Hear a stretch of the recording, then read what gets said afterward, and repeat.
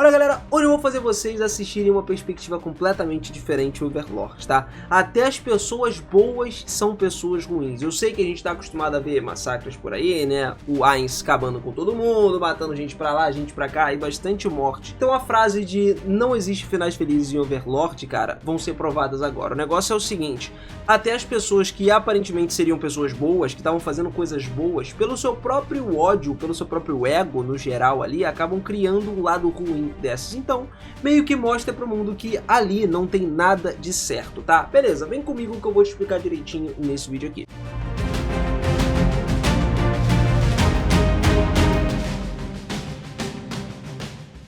Fala seus otakus, beleza? Eu sou o Benas e sejam muito bem-vindos a mais um videozão aqui no canal. E olha só, ao contrário de muitos outros animes, light novels, Overlord não só apresenta uma gama de personagens secundários bem escritos, né? Todos eles têm uma história muito boa, só que também deixa bem claro que esses personagens não são só diferentes numa visão de mundo também, porque eles têm perspectivas, motivações, tudo que tornam eles bastante únicos. Só que além disso, cara, Overlord simplesmente não tem alguém que seja verdadeiramente bom. E por bom no geral, eu quero dizer isso no sentido de que a história inicial não retrata um personagem principal como um herói, ou como um protagonista de história que é super roubadão, que vai salvar o mundo, como moralmente seria certo, né? Só que Overlord, cara, são apresentadas todas as ações que se tornam aceitáveis, ou melhor dizendo, uma decisão possível dada as circunstâncias que rolam na história. Certamente, até os bons personagens em outras histórias podem ter erros, só que esses erros geralmente são pelo fato deles serem confiantes demais, honestos demais com outras pessoas e tudo mais. Agora, aproveitando esse gancho aqui, eu vou falar o seguinte, esses bons personagens que existem em outros animes também são muito genéricos no final das contas. Eles sempre são dirigidos aí para ajudar as outras pessoas que não abrigam ódio ou desprezo até pelos próprios inimigos, né? E geralmente eles permanecem muito passivos em relação aos seus próprios desejos, sonhos e ideais. Overlord meio que subverte essas convenções inteiramente, cara. Na história, por exemplo, acaba deixando mais à mostra ainda que, por exemplo, o Ainz age no que é bom de acordo com a própria visão de mundo dele. Só que tem sempre um tom sugerindo que isso simplesmente é a perspectiva dele, não a perspectiva das outras pessoas.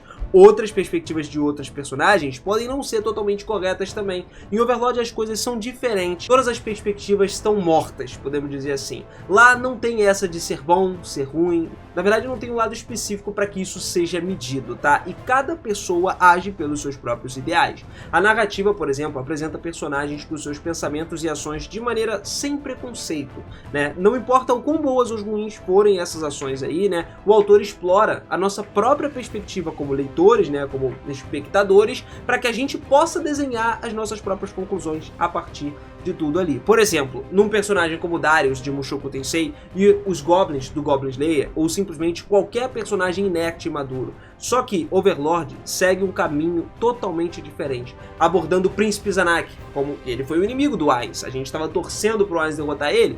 Tava. Só que, cara, ele é pequeno e grande ao mesmo tempo. Ele tava lá em contraste com o Príncipe Bárbaro, que era o irmão dele, né? O alto, bonito, em todas as circunstâncias normais, o Bárbaro teria sido retratado como o melhor, o mais brabo ali, como governante, né? Porque ele era o príncipe ideal. Mas ainda assim, a dinâmica de Overlord, isso acaba sendo invertido. Porque o Zanaki se envolve nas tramas, em todas as intrigas. Ele que se prepara para travar a guerra contra o Ainz, né?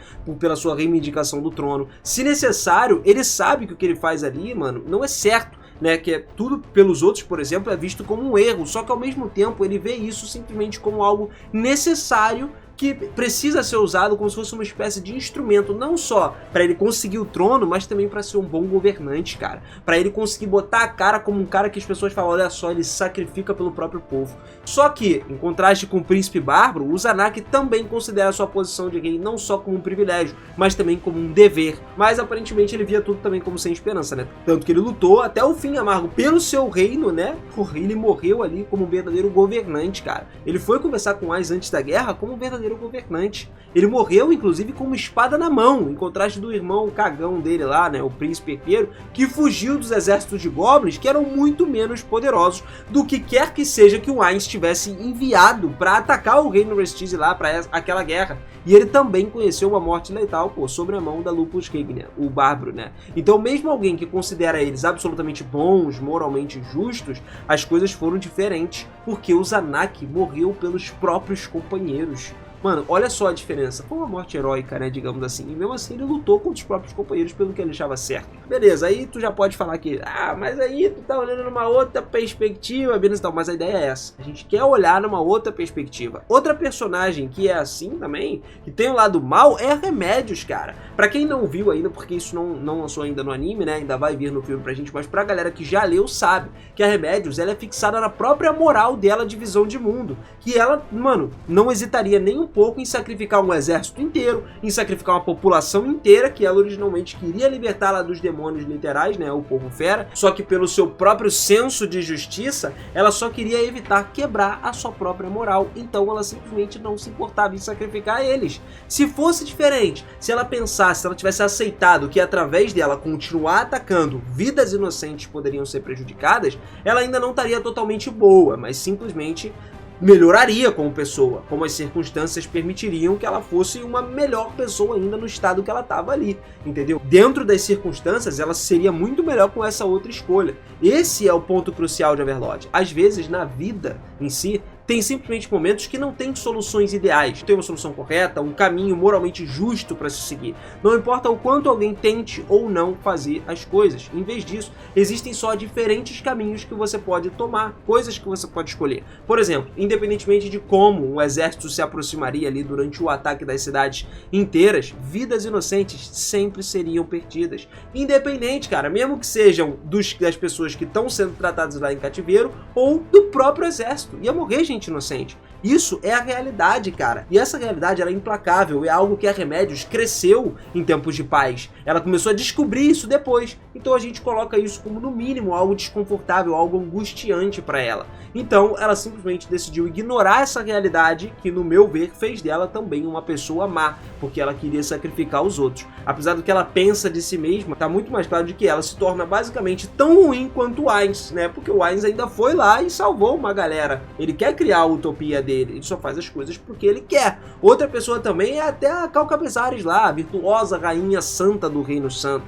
Ela tolera pelo menos algumas intrigas e maquinações aí da Remédios e da irmã da Remédios. Isso porque a Cal Cabezares, ela sabe que as duas são necessárias para ela permanecer no trono. Então, ela também é uma pessoa, querendo ou não, ruim. E ela permanecer no trono é uma necessidade para que ela faça coisas boas, de acordo com a sua própria moral e com a sua própria crença. Se ela saísse do trono, a gente não sabe o que ia acontecer. Para ela, talvez fosse uma outra pessoa pior. Então ela tá julgando o próximo também, mano. Ela é muito comum. É uma visão muito diferente.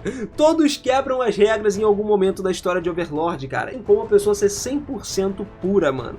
Você pode falar qualquer personagem aí tem o lado do mal, tem o lado ruim. Mas lembrando, galera, esse fato, no entanto, faz a gente não julgar ou até condenar os personagens pelas suas ações.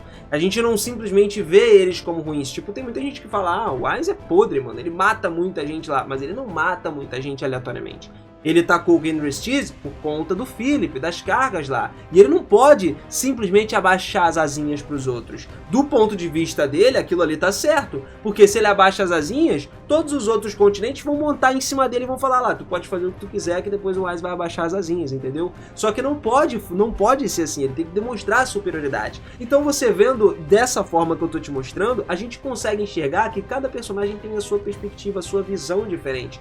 E tudo tem que ser visto de uma forma neutra, como uma espécie de observação que permite pra gente criar a nossa própria compreensão da situação. A história de Overlord também retrata consistentemente uma situação em que os personagens se encontram, permitindo a gente entrar ainda mais no personagem e questionar como que a gente teria agido no próprio lugar dele. Mesmo as pessoas que são parte da comunidade, cara, são considerados nada além de pobres vítimas inocentes que caíram em problemas que não eram pra cair. Só que na realidade, cara, essas pessoas não são nem pobres nem inocentes, porque eles cometeram atos malignos. Ou, em termos mais simples, eu tô falando, é claro, de uma outra pessoa. Por exemplo, a Arker. A morte da Arker foi trágica. trágica, pô. Depois da morte dela, muitos fãs de Overlord mantiveram ela como uma espécie de uma garota inocente, uma garota santa que não fez nada de errado. Só que ela fez coisa de errado. Ainda assim, a galera tá esquecendo de ver o outro lado da moeda. A Archer trabalhou primeiro como os mercenários do mercado negro, como suposto trabalhador aí, e esse termo indica que ela e a equipe dela faziam tudo por dinheiro, inclusive as coisas que os outros mercenários e aventureiros não faziam, porque eram coisas ilegais. Eles também não tinham problema nenhum em colaborar com o crime organizado, se necessário, né? E se fosse em contrário à expectativa de geral da grande tumba de Nazarick, ela tinha sido habitada, por exemplo, por muitas pessoas que foram órfãs aí, ficaram órfãs na guerra, perderam os pais, então tinham crianças, tinham mulheres lá que estavam crescendo, principalmente essas crianças estavam crescendo como caçadores furtivos, né, bandidos naquela tumba desolada.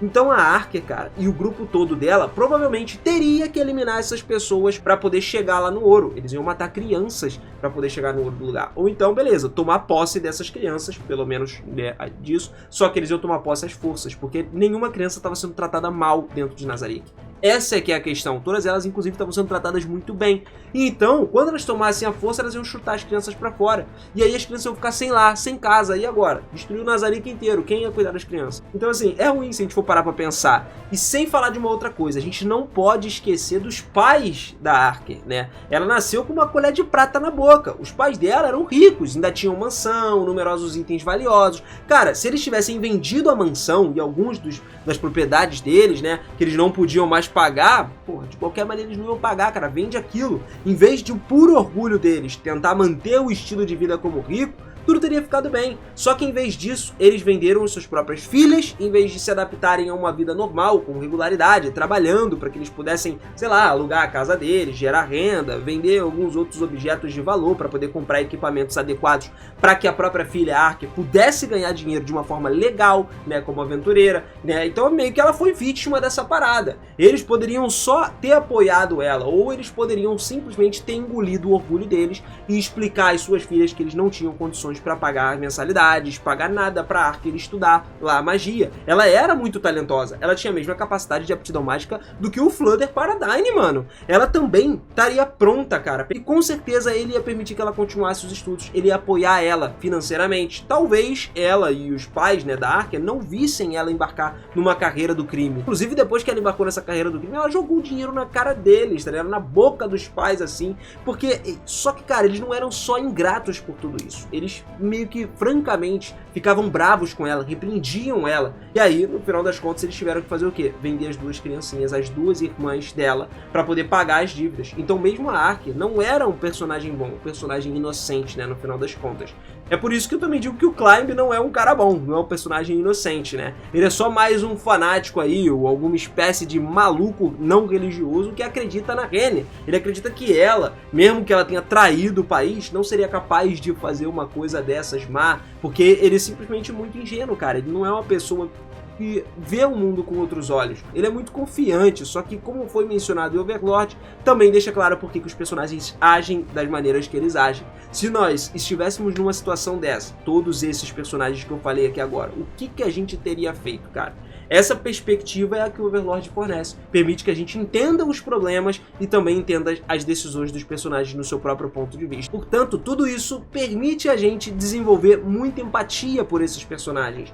A Archer não era uma garota inocente, mas ainda assim teve um final trágico, pô. Foi ruimzão ver como que ela tava lá num emprego à distância, deixando a antiga vida dela, né, pra poder ser um mercenário ilegal lá do mercado negro, atrás de um pouquinho de dinheiro para que ela pudesse tomar conta das duas irmãs mais novas dela.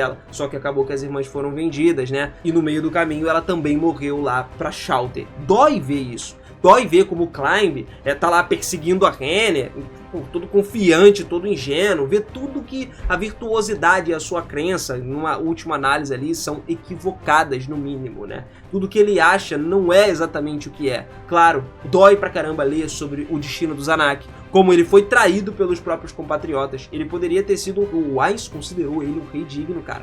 Um guerreiro digno, pô.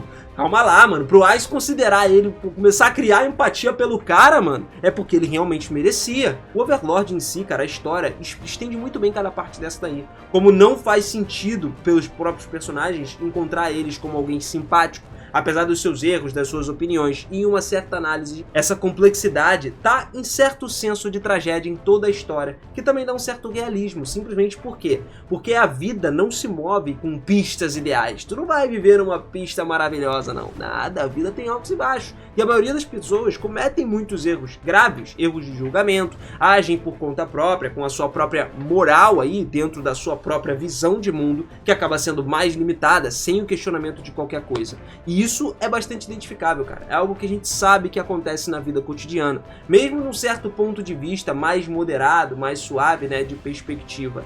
Então, podemos muito se relacionar muito bem com essa história de Overlord no geral, né, e todos os seus muitos lados fantásticos, principalmente os desses personagens. A gente vê que realmente viveram uma vida que, se a gente for olhar por outros lados, foi uma vida que prejudicou outras pessoas e que tornaram eles muito ruins também. Mas eu quero saber de você agora, me conta aí nos comentários, o que você faria na situação desses personagens aqui? Por exemplo, da Ark, você iria ser uma mercenária do lado oculto lá, né, que ia acabar com quem tivesse que acabar, mesmo trabalhando pro lado do crime? Você ia, sei lá, dar algum jeito de tentar se tornar uma mercenária, uma aventureira normal? No lado do Zanak, acho que o Zanak, pô, você seria um covarde igual o Bárbaro, ou você simplesmente se tornaria um cara grande? Igual o Zanak. Pequeno de tamanho, porém grande. Um grande soldado reconhecido pelo Ainz. Me conta aí nos comentários sobre tudo isso, eu quero muito conversar com vocês, tá? E olha só, você que quer continuar acompanhando, se você gostou também desse estilo de vídeo, você manda o like, capricha na sua inscrição, ativa esse sininho pra gente poder entender isso e continuar trazendo vídeos nesse estilo aqui pra você. Eu sei que o Overlord te cativa e me cativa também, cara. Eu amo essa história e tem muito mais conteúdo pra gente trazer. Por isso que é bom você também tá inscrito aí, tá com o sininho ativado, que você não perde um vídeo de Overlord aqui no canal, beleza? Tamo junto sempre, família. Beijinho no coração, aquele forte abraço e eu te vejo na próxima, hein? Valeu!